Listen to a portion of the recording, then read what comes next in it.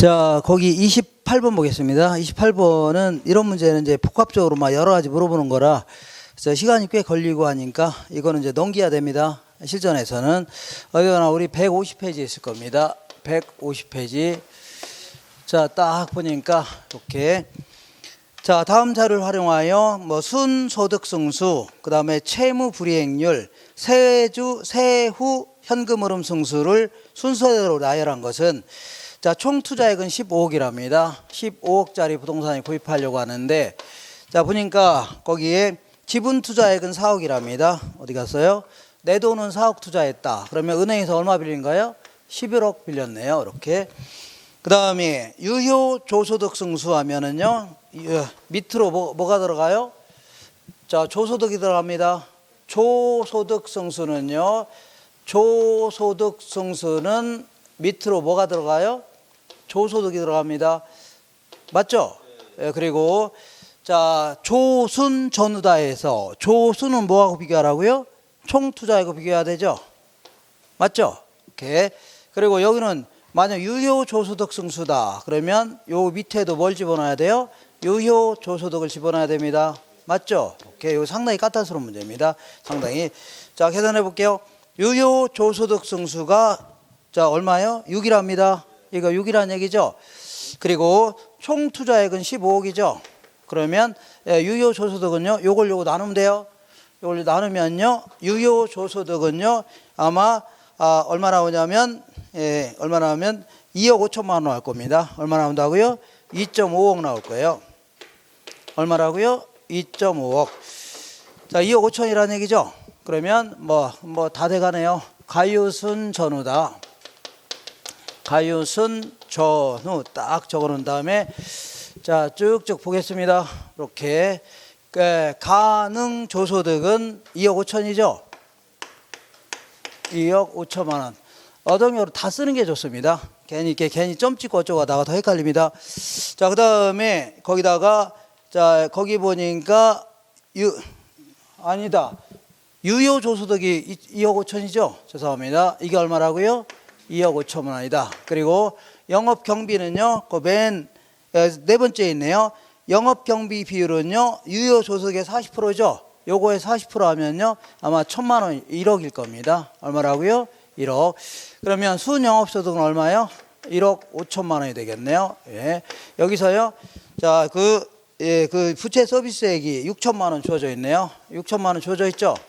그러니까 세전 현금 수지는요, 9천만 원 되겠네요. 9천만 원. 자, 여기다가 영업소득에다가 1천만 원이라고 되어 있죠. 1천만 원 빼주면 돼요. 그러면 8천만 원이 세후 현금 수지입니다. 자, 다 됐네요. 1번, 2번, 3번 계산해 볼게요. 첫 번째는요, 순소득 승수는요, 순소득 승수는 밑으로 뭘 집어넣어요? 순영업소득 들어갑니다. 1억 5천만 원 들어가겠네요. 자, 그리고 여기는요, 조수는 뭐하고 비교하라고요? 총투자액 15억이네요. 15억 이렇게. 그러면 이제 10이 될 겁니다. 얼마라고요? 10. 그 다음에 두 번째는요, 자, 채무불이행률은요, 이렇게 유효 조소득분의 영업경비하고 부채 서비스액이 차지한 비율 있죠. 그러니까 유효 조소득은 얼마요? 자, 그 2억 5천이죠. 2억 5천분의 영업경비가 요거죠. 요거. 아, 그래. 자, 1억. 그리고 부채 서비스액은 어디가 요거죠. 6천만 원. 6천만 원 이렇게 계산하면 됩니다. 유효 조소득분의 영업경비하고 부채 서비스액이 차지한 비율이죠. 요거를요, 채무불이행률 해줍니다. 요 계산하면요, 아마 64% 나올 겁니다. 몇 프로라고요? 0.64. 자, 마지막으로 하나 더 한다면 뭐 이렇게 많이 물어봐요? 세후 현금 수지 승수. 밑으로 뭐가 집어넣어요? 세후 현금 수지가 들어갑니다. 8천만 원 들어갑니다. 자, 그리고 조순 전후라고 했죠? 그래, 전후는 뭐하고 비교하라고요? 지분 투자액 집어넣어야 돼요. 지분 투자액이 저기 4억이 되어 있네요. 얼마라고요? 4억. 이렇게. 자, 그러면 여기 계산하면 이거 얼마냐면 5가 됩니다. 얼마라고요? 5. 그래서 이렇게 답해야 되는데 이거 언제 풀고 앉았습니까? 이건. 그래서 내년에 또 하라는 얘기네. 이거 자꾸 풀고 있으면 이런 거는 건들지 않는 게 좋습니다. 어떻게 하는 게 좋다고요? 자, 예? 그 찍을 때는요 1번을 찍으세요. 이런 경우는 1번 딱 1번 딱 찍으면 아무나 찍지 말고 1번을 딱 찍으면 됩니다. 이렇게. 오늘 왜 여기 세 번째 하는 분 왜 안 나오셨지? 아프대? 어디 너 무리하셨나? 앉아 계셔 가셨나? 한 번도 여태까지 빠진 적 없었는데 그래서 오늘 계속 어디 가시지?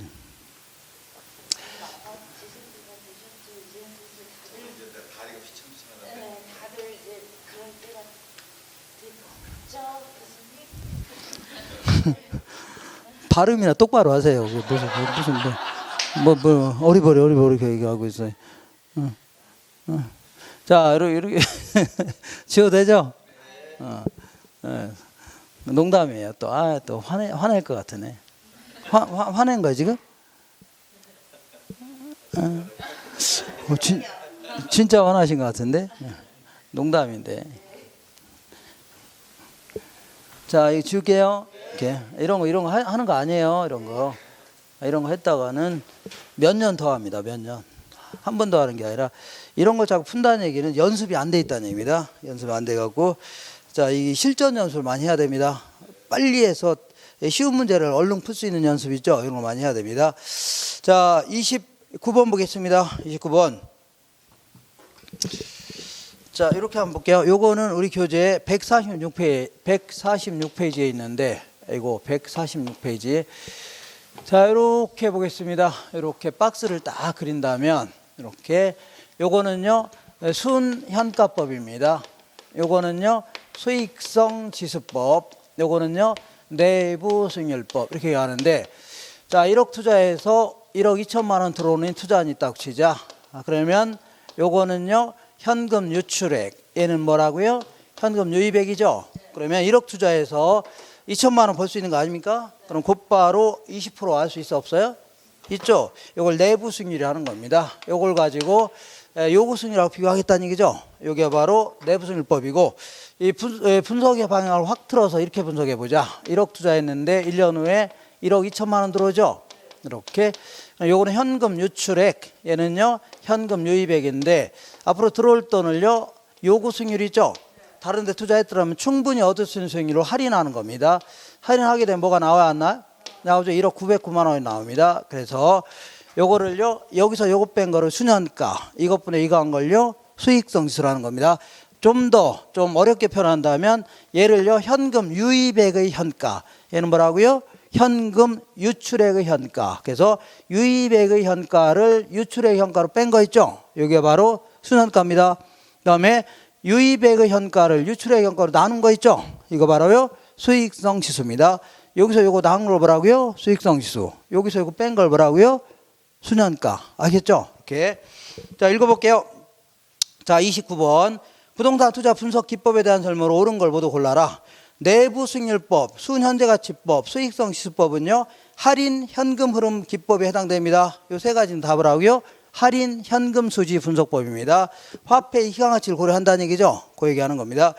니은번에 순현재 가치가 0이 되는 단일 투자안의 경우에 여기서 이거 뺀 게 0이라는 얘기는 얘랑 얘랑 똑같다는 얘기죠. 그러면 이것분에 이거 한 거는 1이 되는 겁니다. 그래서 자, 순현재 가치가 0이 되는 단일 투자안의 경우에 수익성 지수는 얼마예요? 1이 되는 겁니다. 자, 요거는요 요구 수익률로 할인한 거죠. 그러면 요걸 들어온 돈을 만약 재투자한다면요 요구 수익률로 재투자한다는 과정이 숨어 있는 겁니다. 그리고 요거는요 결국 20% 할인한 겁니다. 그럼 거꾸로 한다면 얘를 재투자한다면요 내부 수익률로 재투자한다는 과정이 있죠. 이게 숨어 있는 겁니다. 자, 읽어볼게요. 디귿번에 재투자율로 내부 수익률법에서는요 요구 수익률을 사용하는 게 아니라 내부 수익률을 사용합니다. 그리고 순현재가치법에서는요 시장이자를 사용하는 게 아니라 요구 수익률을 사용합니다. 뭘 사용한다고요? 요구 수익률을 사용합니다. 그 다음에 회계적 이익률법에서는요 투자안의 이익률이 목표로 하는 이익률보다 높은 투자안 중에서 이익률이 가장 높은 투자안이죠. 요걸 선택하는 게 합리적이다. 이건 맞는 편입니다. 틀린 건 없어요. 그 다음에 내부 수익률법에서는요 내부 수익률과 실현 수익률을 비교하는 게 아니라 요구 수익률이죠. 요걸 비교하는 겁니다. 내부 수익률이 뭐보다 클 때요? 요구 수익률보다 클 때 투자하겠다는 얘기죠. 그래서 자, 옳은 것은요 기역, 니은, 리을 이렇게 되어 있는 2번을 답해야 됩니다. 2번. 그 다음에 자 30번 보겠습니다. 자 저당 상환 방법에 대한 설명 중 옳은 걸 모두 골라라. 원금 요거는요 166페이지에 있을 겁니다. 166페이지. 자 원금 균등 상환 방식의 경우에 매 기간에 상환하는 원리금 상환액 중에 대출 잔액이 점차적으로 감소합니다. 10,000원 빌렸는데 첫 해는 자 2,500원 갚았죠. 두 번째는 또 2,500원 갚았죠. 점차적으로 감소합니다. 점차적으로 대출 잔액이. 그리고 원리금 상환액도요. 자 원금은 갚는 돈이 똑같지만 이자가 좀씩 줄어들죠. 그러니까 원리금 상환액도 점차적으로 감소합니다. 자, 맞는 거예요? 이거 그림 안 그려도 되겠죠? 오케이, 2번 볼게요. 원리금 균등 상환 방식의 경우에 매 기간에 상환하는 원금 상환액은요. 얘는 이자는 점점 줄어들죠. 그 대신 원금 상환액은 점점 늘어나는 겁니다. 아, 매년 갚는 돈은 똑같은데 이자가 줄어들죠. 그러니까 원금 상환액이 점점 증가하는 겁니다. 그래서 이거 틀렸네요. 원금 상환액이 점차적으로 증가한다 해줘야 돼요. 그 다음 점증 상환. 점증 상환하는 방식의 경우에 미래 소득이 증가할 걸로 예상되는 차입자 있죠. 요 사람에 적합합니다. 그러니까 젊은 소득층에 적합하죠. 그 다음에 아까 우리 공부했었는데 원금 균등 상환 방식, 얘는요 원리금 균등 상환 방식, 얘는요 체증식 돼 있다면 이 셋 중에서 이자율이 가장 높은 게 어떤 거예요? 얘가 높습니다. 그 다음에 얘고 얘죠. 그러면 은행에다 납부한 돈이 가장 많은 게 어떤 거예요? 얘가 가장 많습니다. 그 다음에 얘고 이렇게 되는 거예요. 이렇게. 자, 그래서 리을번도 틀렸는데 대출기간 만기까지 대출기간의 총 이자 수입 크기는요 원금 상환, 점증 상환, 원리금 균등 뭐 순서가 엉망이고 이렇게 줘야 돼요. 체증식이 가장 많습니다. 그 다음에 원리금, 그 다음 뭐라고요? 원금 균등. 이렇게 해서 거꾸로 해줘야 돼요. 이렇게 해줘야 됩니다. 자, 그리고 얘는 초기에는 갚는 돈이 있어 없어요? 거의 그냥 이자만 납부하는 겁니다. 가장 많습니다. 이렇게. 자, 그 다음에 한 장 넘겨보겠습니다. 자, 182페이지입니다. 182페이지. 오케이. 자, 우리나라 부동산 투자회사에 관한 설명에서 틀린 것은 자기관리 부동산 투자회사의 설립자본금은요 5735에서 5억 맞습니다. 그 다음에 3번 볼게요. 공인중개사로서 해당 분야에 5년 이상 종사한 사람은요 자기관리 부동산 투자회사의 자산운용 전문 인력 있죠. 요걸로 쓰도록 하고 있습니다. 그 다음에 5번에 부동산 투자회사는 현물 출자에 의한 설립은 가능하다. 틀렸습니다. 얘는요 영업인가 후 최저자본 규모를 갖춘 상태 있죠. 그러니까 50억, 70억, 50억 갖춘 상태 있죠. 이 상태에서만 뭐 가능하다고요? 현물 출자 가능합니다. 설립 시에는 불가능해요. 이렇게. 그래서 5번 틀린 겁니다. 그 다음에 32번 볼게요. 32번. 자, 사업주가 특수목적 회사인 프로젝트 회사를 설립하여 프로젝트 금융을 활용하는 경우에 관한 설명으로 옳은 것은 자, 프로젝트 금융은요 SK건설이 있는데 얘가 이제 유라시아 터널 공사를 하겠다는 얘기죠. 여기다가 이제 사업성 보고 돈을 빌려주겠다는 얘기입니다. 금융지원단에서 빌려주는데 직접 안 빌려주겠다는 얘기죠. 반드시 SPC라는 특수목적 회사를 설립해야 됩니다. 맞죠? 이걸요 사업주, 이걸 프로젝트 회사, 자회사, 모회사, 이거는 서류상으로만 존재하는 겁니다. 그래서 우리는 여기다 빌려주겠다는 얘기죠. 그래서 이 돈 가지고 그 터널 공사에 쓴 다음에 엉뚱한 데 쓰지 말고 우리한테 갚으라는 얘기죠. 이런 식으로 진행합니다. 이렇게. 자, 그래서 32번 볼게요.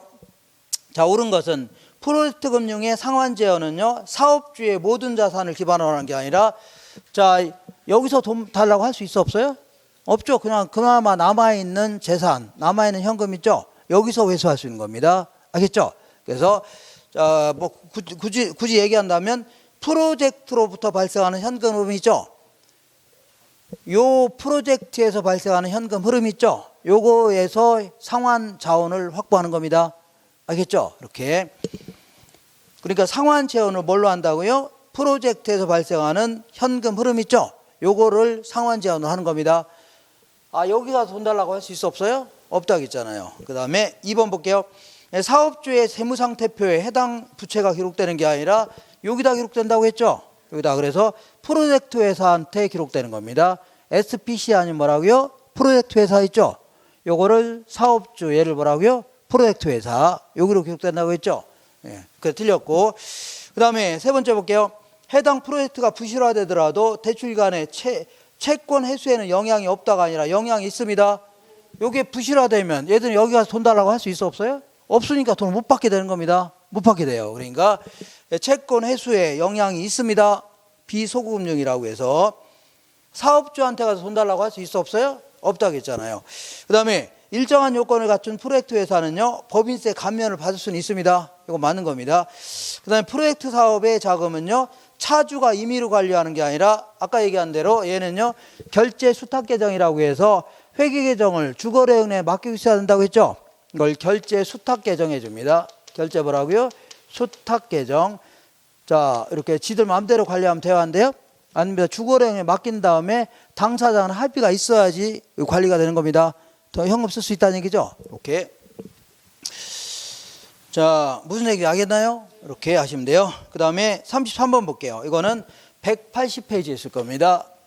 180페이지.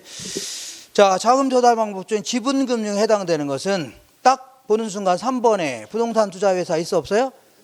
요거 주식을 발행하는 거 아닙니까? 그리고 나머지는 전부 다 돈을 빌려주는 형태입니다. 일단은 1번에 사채 나오죠? 이건 채권입니다. 채권. 아, 돈을 빌려주는 유가증권이에요. 그리고 두 번째는 신탁증서증권은 금융은 아까 제가 언뜻 얘기했는데 신탁회사한테 소유권을 넘기면서 자, 그 맡기죠? 걔들이 수익증권을 줍니다. 그럼 요거 가지고 은행 가서 돈 빌릴 수 있다는 얘기죠? 이걸요, 담보신탁이라는 겁니다. 이거 돈 빌리는 거예요. 그 다음에 4번에 맨 끝에 어음이라고 됐죠? 어음. 어음이라는 건 돈 나중에 주겠다는 증빙입니다. 언제 주겠다고요? 나중에 대금 갚겠다는 겁니다. 이건 부채금융이에요. 아, 건축, 상품 구입대금이라든가 돈 빌린 거 있죠? 나중에 갚겠다는 얘기예요. 이렇게. 그 다음에 맨 끝에 5번에 맨 끝에 채권이라고 돼 있어 안 돼 있어요? 이거 전부 다 돈 빌리는 겁니다. 빌려주는 거예요. 그러니까 정답은 3번입니다. 3번. 그 다음에 34번. 요거는 아까 문제를 풀었었는데 한 번 더 풀어볼게요. 그래도. 자, 34번에 A씨는 8억짜리 아파트를 구입하기 위하여 은행으로부터 4억을 대출받았답니다. 자, 한번 딱 그려볼게요. 이렇게 1년, 2년, 3년 4억을 대출받았답니다. 이렇게. 자, 그러면 이때 은행의 대출 조건 다 같을 때 A씨가 2회차에 상환할 원금과 3회차에 납부할 이자액을 순서대로 나열한 것은, 자, 대출금리는 고정금리이고 연 6%랍니다. 대출기간은 20년이고 저당상수는요 0.087 아까 한 겁니다. 자, 상환 방식은요 원리금 균등상환 방식으로 매년 말에 갚기로 했습니다. 그러면 이런 경우는 매기 갚을 원리금 균등상환액을 계산하려면요 여기다 저당상수 곱하면 돼요. 저당상수는 0.087 이렇게 돼 있죠. 0.087 아닙니까? 그러면 매기 갚을 원리금 균등상환액 나옵니다. 3480000 나옵니다. 3480000. 자, 이만큼씩 매년 갚아야 돼요. 이자까지 포함되어 있는 거죠. 매년 이만큼씩 갚아야 됩니다. 자, 그러면 요거는 다 계산해야 됩니다.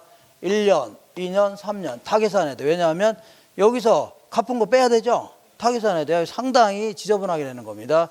옛날에 이렇게 안 냈는데 요즘에 이렇게 냅니다. 막 이렇게. 자, 그래서 처음에는 이자가 많지만 이자도 점점 줄어들겠죠. 이렇게. 자, 그러면 이게 전부 항상 얼마씩이라고요? 3480000. 여기는 원금도 있고 이자도 있어 없어요? 있죠. 그래서 항상 먼저 이자를 먼저 계산해야 돼요. 뭘 계산한다고요? 이자 계산하면 남는 게 뭐라고요? 원금 상환액입니다. 첫 해는 갚은 돈이 있어 없어요? 없죠. 그러니까 4억에 대해서 6% 계산하면 됩니다. 그러면 이자는 얼마냐면 4, 6, 24에서 2,400만 원입니다. 그리고 항상 여기서 이자 뺀 나머지 있죠? 이게 원금 상환액입니다. 자, 1080000이네요. 1080000. 이게 원금 상환액. 자, 두 번째를 볼게요. 두 번째는요. 4억에서 첫 해 얼마 갚았어요? 1080000 갚았어요? 안 갚았어요? 갚았죠. 여기에다가 6%의 그 예, 이자율이 부과됩니다. 그럼 요 계산하면 얼마 나오냐면 자, 2400000입니다. 얼마 나온다고요? 2400000. 그러면 항상 여기서 이것 뺀 나머지 있죠? 이게 바로 잘못된 계산했네요. 요거는 2335200입니다. 2335200 이렇게 됩니다. 자, 그러면 여기서 이거 빼야 되겠죠? 이게 바로 원금 상환액입니다. 이거 계산하면 얼마냐면 1144800이네요. 1144800 이렇게 됩니다.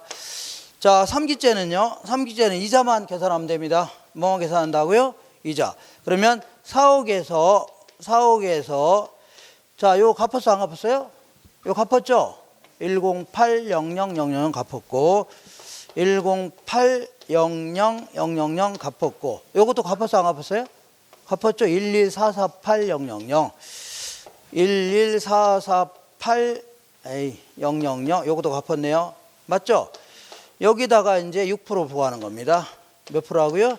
6%. 그럼 계산하면 요거는요 22665 120 나올 겁니다. 22665 120. 어이 더럽게 복잡하네요. 자, 22665 120. 그래서 지금 물어보는 거는요. 자, 2회차에 상환해야 될 원금. 요거는요.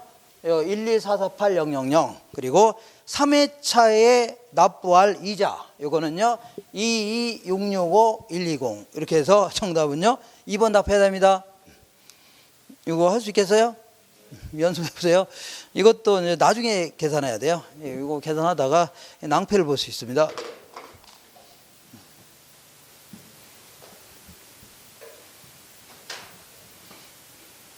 이제 할만하죠? 아까 한 거니까. 그 다음에 35번 볼게요. 감정평가의 규칙상 용어에 대한 정의로 틀린 것은 자 1번 볼게요. 원가법이란 대상 물건의 최도달 원가에서 감가 수정하여 대상 물건의 가액을 산정하겠다는 얘기죠. 맞는 겁니다. 2번에 수익환원법이라는 것은요.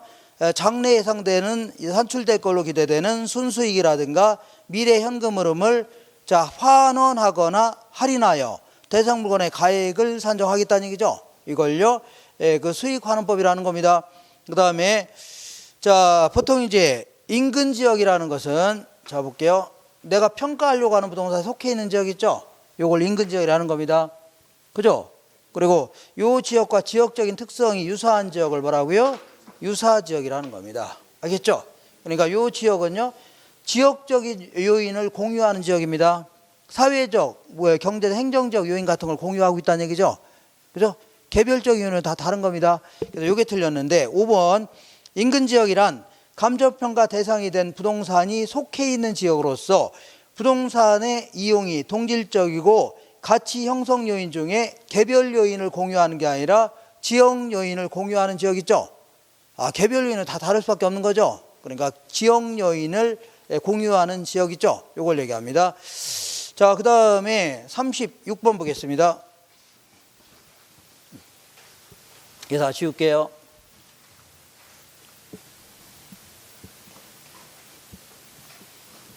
이거 어디서 또 푸는 줄 알았더니 이것도 없네. 이거 지울게요.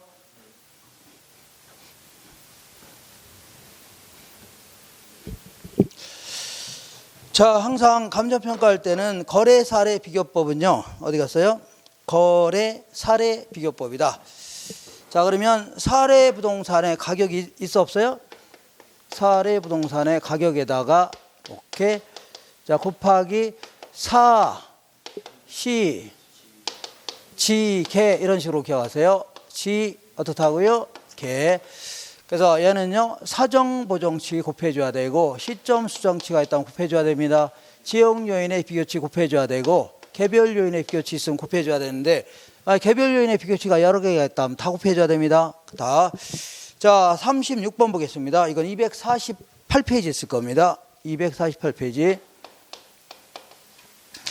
자, 이렇게 계산한 걸요 비준가치라는 겁니다. 비준가치. 자, 읽어볼게요. 감정평가 대상이 되는 부동산과 거래 사례 부동산의 개별 요인 항목별 비교 내용이 다음과 같을 경우에 상승식 있죠? 상승식은 그냥 차이 나는 것만 다 곱해주면 돼요. 차이 나는 것만 곱해주는 겁니다. 이런 걸요 상승식이라는 겁니다. 저 합산해서 계산한 게 아니에요. 합산한 건 나중에 할게요.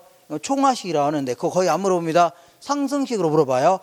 자, 어쨌거나 산정한 개별 요인의 비교치는, 그러니까 일단은 자, 첫 번째 동그라미 보니까 대상 부동산이 5% 우세하다고 했죠?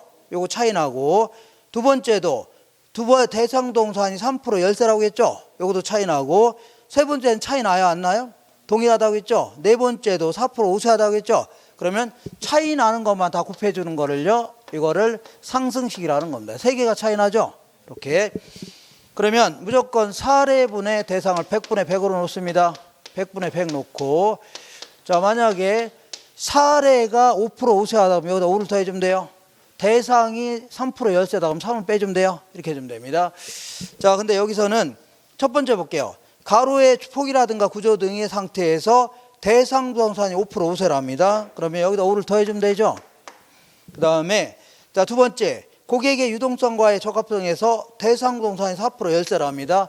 대상이 3% 열세니까 여기 3 빼주면 돼요. 그 다음에 행정상의 규제 정도에서 대상 부동산이 4% 우세랍니다. 얘가 3% 우세라고 했죠? 맞나요? 이렇게 계산하면 돼요.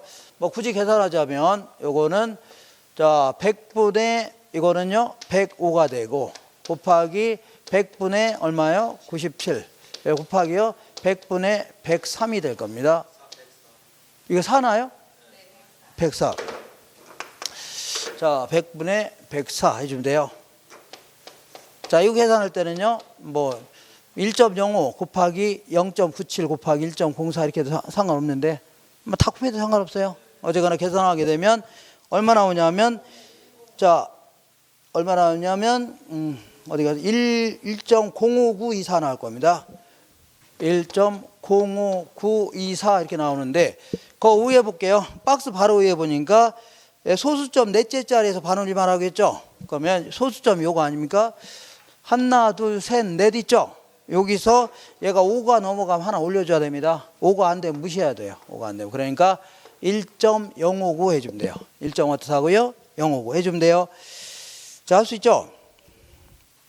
그 다음에 자, 37번 볼게요. 부동산 가격 공시에 관한 법률상 표준지 공시지가의 효력을 오른 것은, 일단 기업번에 이런 거는 뭐 어떤 가격이든 토지 시장의 지가 정보를 제공하는 거 있죠? 이거 다 들어갑니다.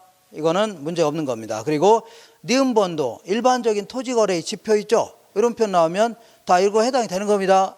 다만 디귿번 볼게요. 국가 지자체 등이 과세 등의 업무와 관련하여 주택 가격을 산정하는 경우의 기준. 자, 주택이라고 밑줄 쳐보세요. 그러면 주택 가격을 산정하는 기준이 있죠? 요거는 표준지 공시지가가 아니라 표준주택 가격입니다. 아, 주택 가격에 산정하는 데 기준을 삼는 게 뭐야? 표준주택 가격입니다. 토지가 아니에요, 토지가. 그러니까 이거 틀렸고, 그 다음에 감정평가업자가 지가 변동률을 산정하는 경우에 기준이 되는 것은요, 이거는요, 지가 변동률이 아닙니다. 토지 가격을 산정하는 경우에 있죠. 이때 자, 어떤 사람이 이 토지의 가치를 평가해라 이렇게 의뢰받았을 경우 있죠. 이때는요, 주변에 표준지 공시지가 있죠. 요걸 가지고 수정해야 됩니다. 알겠나요? 이걸 공시지가 기준법이라는 겁니다. 뭐라고요? 공시지가. 그래서 요거는요, 지가 변동률이 아니라 토지 가격을 산정하는 기준이다 해줘야 돼요.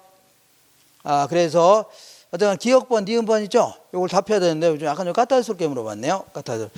자, 그 다음에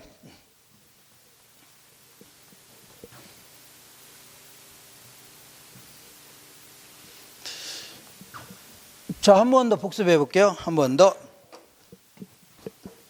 우리 부동산의 가치를 평가하는 방법은 크게 이제 세 가지가 있습니다. 먼저 들어간 비용이 얼마냐, 이걸 같이 평가할 수 있죠.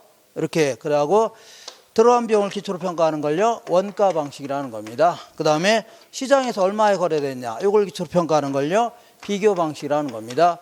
그 다음에 미래 예상된 수익을 기초로 평가해 볼 수 있어 없어요? 있죠. 이거를요, 수익 방식이라는 거고, 그리고 이것도 자, 가치를 평가하는 방법, 임료 이렇게 나눌 수 있죠. 이 가치를 평가하는 걸요, 적산법 해줍니다. 임료를 평가하는 걸요. 죄송합니다. 이걸요. 원가법 해줘요. 그 다음 임료를 평가하는 걸요. 적산법 해줍니다. 그리고 비교 방식 하에 가치를 구하는 걸요. 거래 사례 비교법이라는 거예요. 그 다음에 임료를 평가하는 걸요. 임대 사례 비교법이라 하는 겁니다. 그리고 수익 방식 하에 가치를 구하는 걸요. 수익 환원법 해줍니다. 임료를 구하는 걸 뭐라고요? 수익 분석법이라는 거죠. 이 정도는 알고 있어야 돼요. 알 수 있죠? 그리고 자, 여기서 약간 응용한 게 하나가 있는데, 이 아까 조금 전에 얘기한 것처럼 자, 사익 목적이라 하더라도 어떤 토지의 가치를 평가를 의뢰받은 감정평가사 있죠? 이때는요, 요거를 사례를 가지고 하지 말고 주변에서 정부에서 표준지를 가지고 평가해 놓은 거 있죠? 요걸 가지고 수정하라는 얘기입니다. 이걸요, 공시지가기준법이라는 겁니다. 뭐라고요? 공시지가기준법 해줍니다. 자, 읽어볼게요. 자, 38번. 괄호 안에 들어가려면 옳은 것은 요거는 236페이지에 있을 겁니다. 썼나요? 자, 236페이지. 자, 먼저 원가 방식은요, 원가법 및 적산법 등 요거는요, 비용성의 원리 해줘야 돼요. 무슨 원리라고요? 비용성의 원리에 기초한 평가 방식입니다.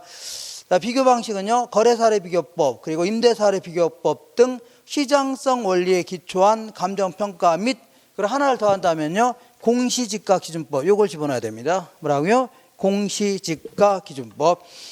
자, 그 다음에 그 세 번째 볼게요. 자, 수익환원법 및 수익분석법 등 수익성의 원리에 기초한 평가 방식 있죠? 요거는 수익 방식을 얘기하는 겁니다. 무슨 방식이라고요? 수익 방식. 자, 그 정답은 4번을 했어야 됩니다. 4번. 할 수 있죠? 4번. 지울게요. 이렇게.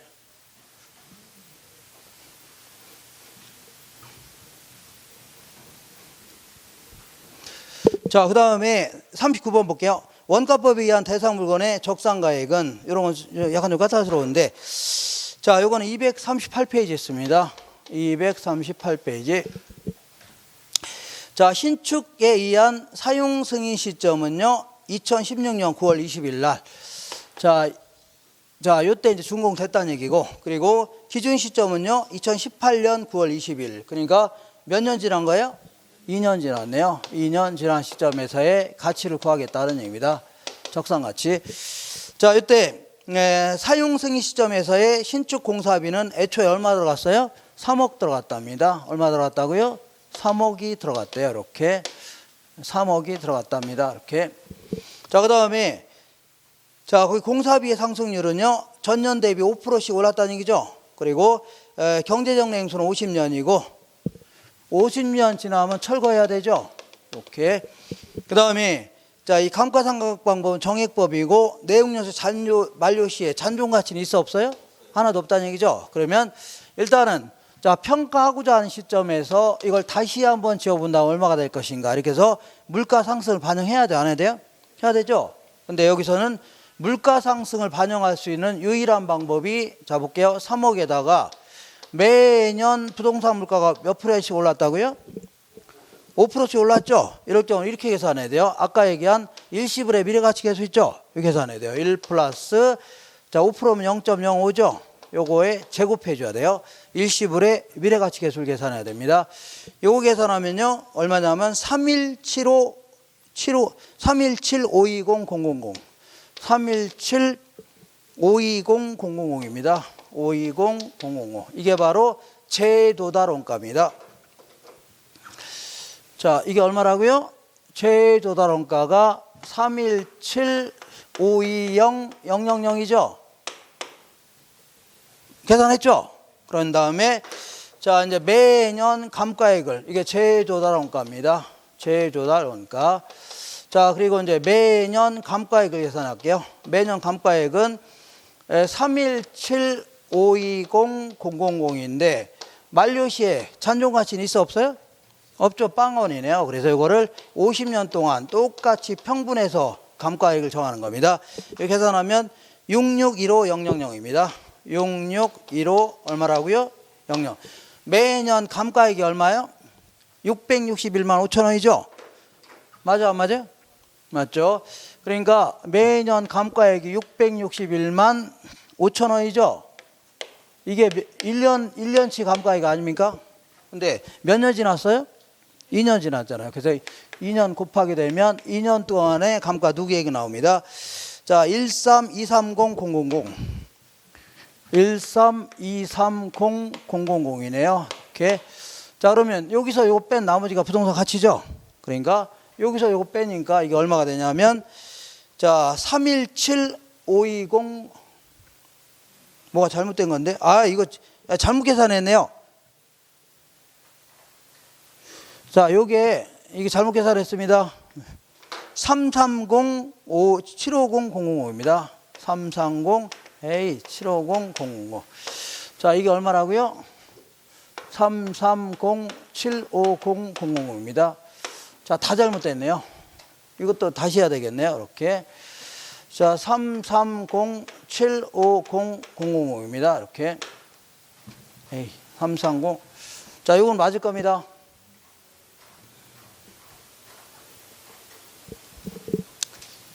자, 그럼 330-750-005에서 요거 14230-006 있죠?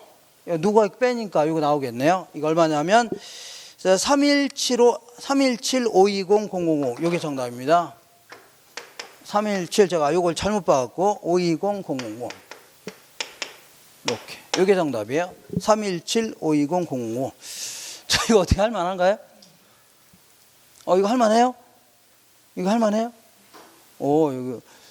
여기 아주 실력파들만 모여 있는 것 같네요. 근데 똑같은 건데 요거 계산하라는 얘기죠. 제조라니까 이거 물가상승 반영하라는 얘기입니다. 이런 식으로 그게 답니다. 이렇게. 그래서 제가 아까 그 숫자를 잘못 봐갖고 숫자가 하도 많아갖고. 자, 마지막으로 40번 볼게요. 이렇게 해주면 돼요. 이것도 시간이 좀 걸리니까. 이건 어떻게 풀었어요? 이건 어떻게 할 수 있겠어요? 응? 네? 시간 안에 풀 수는 있겠죠? 시간이. 이 시간이. 1분 안에 나오면. 네. 그러니까 이 시험 문제 보면은 딱 보는 순간, 야, 이거는 1분 내에 풀 수 있다. 이런 거 무조건 풀고, 1분 넘어갈 것 같다면 무조건 제기해야 됩니다. 나중에 연습하셔야 돼요. 자, 40번도 거래 사례 비교법인데, 요거는요, 이 어떤 거래 사례를 가지고서 대상 토지를 평가하라입니다. 자, 이렇게 해볼게요. 여기가 이제 뭐가 있냐면, 다음 사례 248페이지 있을 겁니다. 이것도 248페이지. 자, 다음 자료를 활용하여 거래 사례 비교법으로 산정한 대상 토지의 감정 평가액은, 대상 토지는요, A시 B동 150번지에 있답니다. A시 B동에, 자, 요 평가하려고 하는 거는요, 150번 토지가 요거 평가하려고 합니다. 몇 번이라고요? 150번. 번지에 있는 걸 평가하려고 하는데, 얘는 몇 제곱미터예요? 120제곱미터이죠? 120제곱미터랍니다. 이렇게. 자, 그리고 그러면 가능하면 이 동네에서 구하는 게 좋겠죠? 이 동네에서. 자, 그래서 거기 기준 시점은 2018년 9월 1일이고, 그 다음에 거래 사례 자료는요, 소재지가 A시 B동에 있네요. A시 B동에 있죠? 그리고 사례가, 자, 123번지에 있답니다. 사례가 어디 있다고요? 123번 토지예요. 123번 토지. 근데 요거는 몇 제곱미터예요? 100제곱미터니까 면적이 좀 작죠? 요것도 반영시켜줘야 돼요. 자, 그래서 요걸 가지고서 수정하겠다는 얘기인데, 요것도 3종 일반 주거지역에 있는 거죠? 그리고 요것도요, 사례도 3종 일반 주거지역에 있는 거네요. 그럼 요거를 가지고 수정할 수 있는 겁니다. 그래서 요거 가지고 수정하겠다는 얘기입니다. 자, 그러면 이렇게 수정해 볼게요. 이때는요, 사례 부동산의 가격에다가 곱하기 사시 뭐라고요? 지, 개 이렇게 딱 써놓은 다음에 사정부정치가 있다면 곱해줘야 됩니다. 시점 수정치가 있으면 곱해줘야 되고, 지역 요인의 비교치 있으면 곱해줘야 돼요. 개별 요인의 비교치 있으면 곱해줘야 됩니다. 자, 이렇게 계산한 게요, 비준 가치입니다. 계산해 볼게요. 먼저 거기 그 밑에 읽어볼게요. 거래 사례 가격은 3억짜리랍니다. 얼마짜리라고요? 3억짜리랍니다. 이렇게. 자, 그리고 그 밑에 보니까 거래 시점은 2018년 3월 1일이죠. 근데 기준 시점은 9월 1일이니까 물가가 약간 올랐겠네요. 자, 그리고 거래 사례의 사정 보정 요인은 있어 없어요? 이건 없다고 했죠? 없으니까 무시하시고. 그 다음에 그 밑에 지가 변동률이 자, 거래 시점부터 기준 시점까지 3월 1일부터 9월 2일까지 몇 프로 올랐어요? 4% 올랐죠? 이거 반영시켜줘야 됩니다. 이런 거 요거 계산하면 돼요. 요걸 100으로 놨을 때 4% 올랐으니까 104 했죠? 이렇게 주면 돼요. 자, 그 다음에 거기에 지역 요인 볼게요. 지역 요인은 대상 토지는요, 거래 사례와 인근 지역에 위치하니까 같은 지역에 있죠? 그러니까 요거 할 필요 있어 없어요? 없습니다. 지역 요인 비교도 할 필요 없고. 그 다음에 마지막으로 개별 요인은요, 대상 토지는 거래 사례와 비교하여 5% 열세라고 했죠? 그러니까 5% 열세니까 얘만요, 5% 열세니까 95로 해줘야 돼요. 맞죠? 이거 곱해주면 됩니다. 근데 여기서 주의할 게 다른 거 할 수 있는데 여기서 허점이 하나가 있는데 함정이 면적이 같아요, 달라요? 같죠? 그러니까 사례보다 대상이 좀 더 크죠? 그러니까 100분의 120 곱해줘야 됩니다. 여기다가 100분의 얼마라고요? 120 곱해줘야 돼요. 이렇게 계산합니다. 자, 이렇게 해서 계산하게 되면 얼마 나올 겁니다. 나오면 아마 4번이 정답입니다. 355-680-000 이렇게 돼야 돼요. 할 수 있나요? 355 어떻다고요? 680-000 이렇게 줘야 됩니다. 자, 이런 거 좀 이것도 뭐 읽다 보면 무슨 얘기지 뭐야 이거 하면서 시간만 꽤 잡아먹습니다. 그런데 잘 보면은 한 반 이상은 쉽게 풀 수 있는 문제도 있습니다. 그것만 정확히 맞추면 돼요. 반이 뭐예요? 한 3분의 2 정도는 잘하면 다 풉니다. 자, 보세요, 진짜. 이렇게. 자, 지금부터 정확히 제가 5분 있다 들어올 겁니다. 정확히. 잠깐.